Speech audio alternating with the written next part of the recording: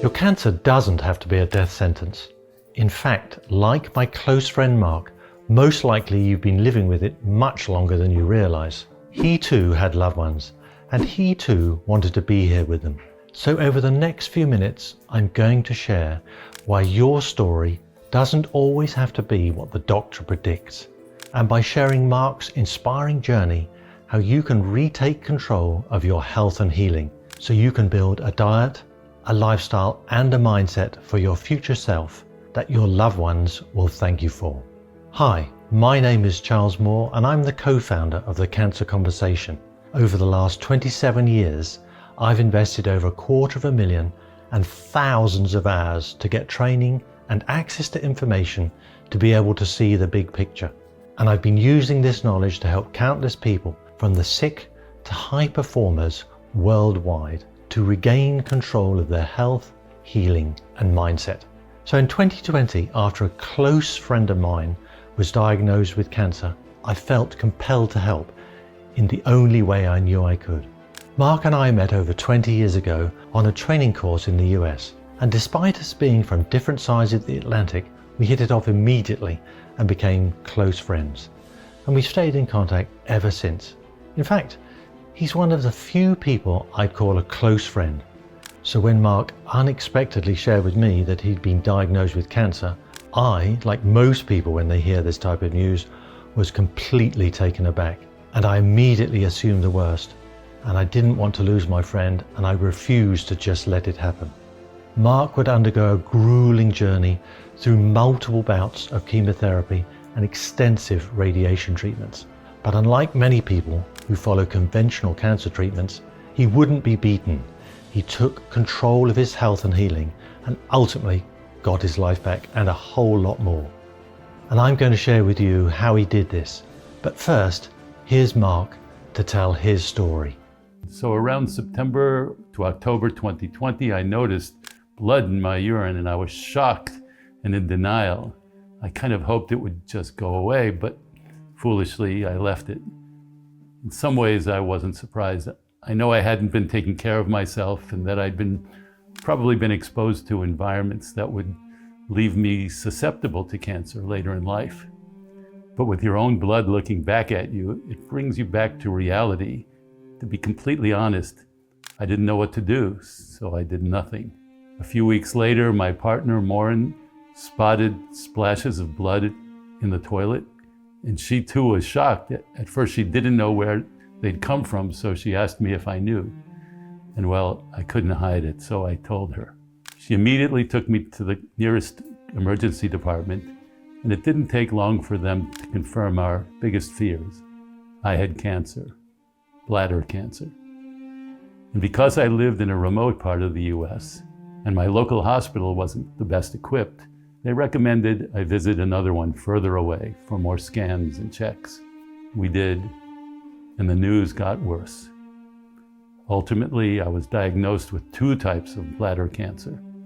One was urothelial, and the other was a small cell carcinoma. After realizing the small cell carcinoma was more aggressive, the hospital decided to do further tests and scans, and this time, they found 2 lesions on my brain. My consultant sat me down and told me, quite frankly, that if I did nothing, I'd be dead in 2 years. It was the wake-up call I needed because, like many cancer sufferers, I hadn't been living in a way that was conducive to my health and well-being, and I had to do something about it. Just then, I had no idea what.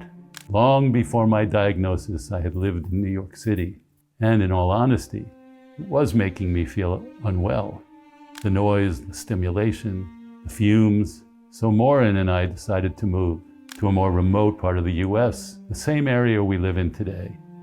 And on one hand, I think it helped my health because the environment was so much cleaner. But on the other, it made trips to specialized hospitals and treatment centers a lot harder. And if it wasn't for Maureen and her tireless support, I wouldn't have been able to make those intense trips. As part of my fight against cancer, I joined many people and underwent conventional treatment. This included multiple bouts of chemotherapy and radiation on my brain, And after the second bout of radiation, I began to lose my hair. You only realize the purpose of your eyebrows and eyelashes when you don't have them anymore. It really sucked the life out of me as I went through the same side effects of chemo that everyone else seems to. In fact, after about 6 months of immunotherapy, I opted for a vaccination, and within 10 days, my liver developed autoimmune hepatitis, only making my battle even harder. Like so many, my battle was difficult, and I really suffered. Chemo made me weak, lightheaded, forever tired, and I lost around 45 pounds in weight, and all my strength and balance too. I was still trying to work when I could, and the other people I was coaching would later show me how worried they were because every week I seemed just to degrade a little further. Maureen did an unbelievable amount for me in this time, and I can only imagine what she was thinking and feeling as she watched my body change to such scary lows. And she stuck by me, and I have no doubt that without her, I wouldn't have been able to follow the changes that ultimately brought me to where I am today. As you can see, Mark is here alive and well, and he's looking healthier than ever. So what changes did Mark make? Well, this is where I came in and used the knowledge, training and experience that I've accrued over the last 25 years. And together, we put Mark in control of his health and healing. Before I was diagnosed with cancer, I already spent 40 plus years training my brain in what's known as state management. You see, I've been a certified hypnotherapist since 1980, and I'm one of the few select master trainers in a very powerful model that makes it easy to make long-lasting changes in your life. Alongside this, I've also been an avid meditator and continue to run a successful business teaching others to become hypnotherapists like me. So whereas many people might feel like they're living with a ticking time bomb, I processed my diagnosis quickly and returned to a sense of control over my mindset and headspace. However, with my diet and lifestyle, I did not have control. And like many people with cancer, I knew I wasn't taking great care of myself. This is where Charles helped. So Mark knows the abilities and nuances of the mind inside and out, and he has a real talent to teach others the same thing. It was on this journey that our paths crossed some 20 years earlier, because I'm also a trained hypnotherapist and have been using these skills alongside many others to help transform people's lives. Anyway, Mark's cognitive abilities and how he taught himself to deal with stressful situations were extremely important to his health and well-being. He didn't want to add any more stress and pressure to an already challenging situation. But Mark won't deny that his diet and lifestyle look very different today than they did 10 years ago. And he also won't deny that he thinks his diet and lifestyle changes played a critical role in getting him to bounce back higher than before. Mark understood he needed to make changes, and he eventually would understand why that he felt these changes helped him so much. And once the side effects of the treatments began to wear off, the full rewards of these changes began to pay off. Let me explain. When you hear the word metabolism, what comes to mind? Weight? A fast metabolism? A slow one? These associations are somewhat correct because your metabolism does play a role in managing your body weight.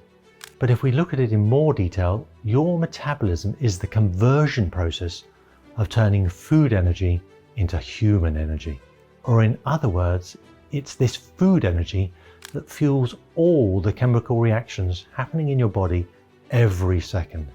Your thoughts, your feelings, the words you say, the movements you make, and most importantly, your health.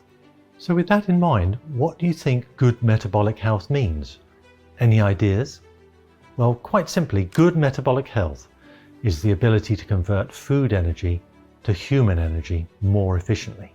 And poor metabolic health is the opposite. In fact, poor metabolic health suggests that cells are underpowered. They can't take everything they need from the food energy you're providing. So an underpowered cell becomes a dysfunctional cell, and a dysfunctional cell will produce symptoms. And with the trillions of cells inside your body, when they don't work like they should, you will notice, and your body will definitely tell you. Look, our body is always talking to us. Think about this, for example. After eating a lot of sweets, chocolate or junk food, how do you feel? And then how about after you exercise or get a great night's sleep? Are they the same feelings?